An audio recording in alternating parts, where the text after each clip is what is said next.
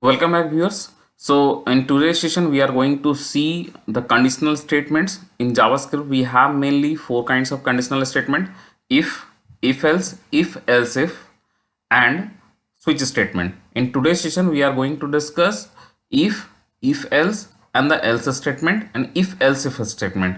Okay, so I have taken two variables a and b having value 10 and 20 of number type, and we will play around these two variables with different conditional statements, how it will work. However, this kind of piece of code you have seen once we were discussing let and const variable, but that time it was just for your knowledge. But at this time we will discuss it in more, how we write if statement, how we write if else statement, and if else if statement. So in this particular block of code, if a, we are trying to check whether a is having any value or not. Okay, if we write like this in bracket in parenthesis if and some variable, we are just trying to check whether that particular variable is having any value or not. If a console.log, we are logging this particular thing. Okay, ea is having some value. Let's check. So at this time we can see in console we have a has value. Let's see if I make it 0. So we can see in this particular scenario a is 0, means a is having no value. If I put it like a equal to null also, then also is having no value. A equal to undefined, then also we don't have any value. But if I put a equal to 1, then a is having some value. If I put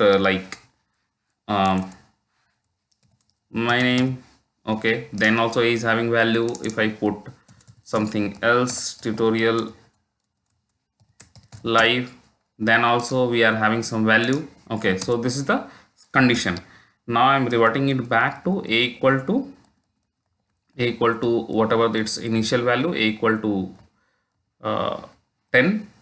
Okay, so this is the first condition. We are checking for the value. So this is the if conditional statement. Now blocking this one. The next example with the if else statement, how we will write it. Okay, so we see that b is having 20, so we are just checking b is greater than, I have used the greater than operator, b is greater than 20, then console.log b is greater than 20, else if this particular condition, if this particular condition is will get false. These are the conditional statement. So we are checking for one condition.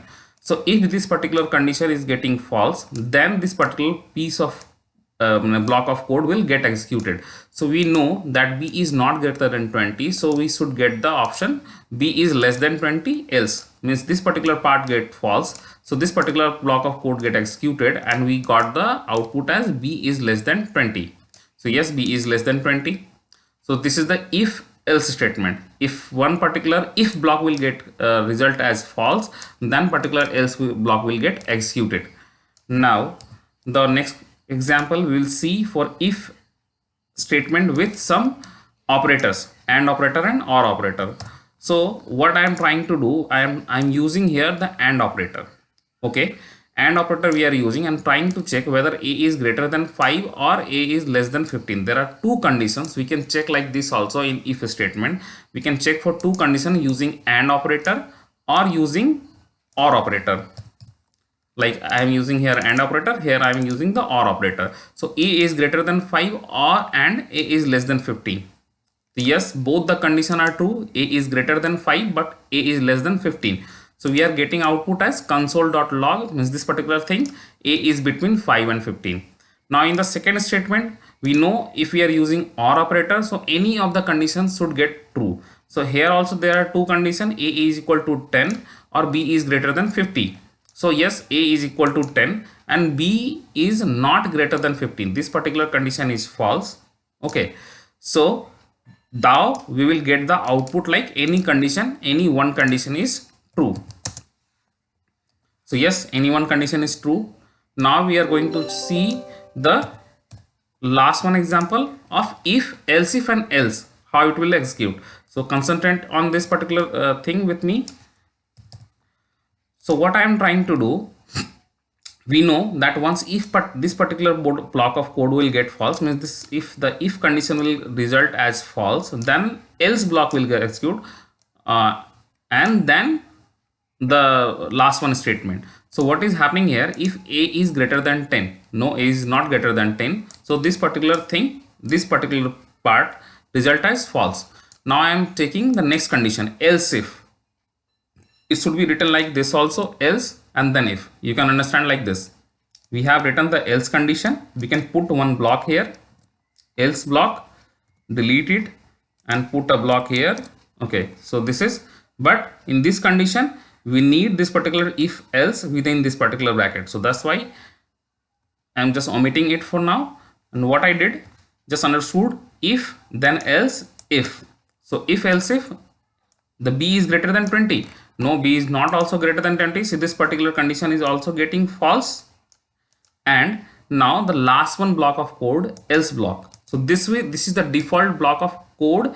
If we are writing if else block, the last one else block of code is the default one.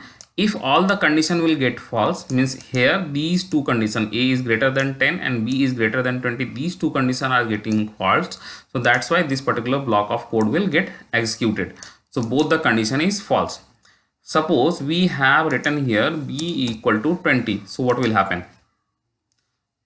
We got this particular condition equal to true. So we are getting output here only. This particular default block of code will not get executed. This will get executed only in the condition if condition and else if condition, both the condition will get false. But in this particular scenario, we have this condition as true. But earlier what was happening? B is greater than 20. It was false. So that's why this particular else block of code gets executed. So that is all for today. We learned if else, if else condition. In the next tutorial, we will see the last one conditional statement, switch block. So thanks for joining today.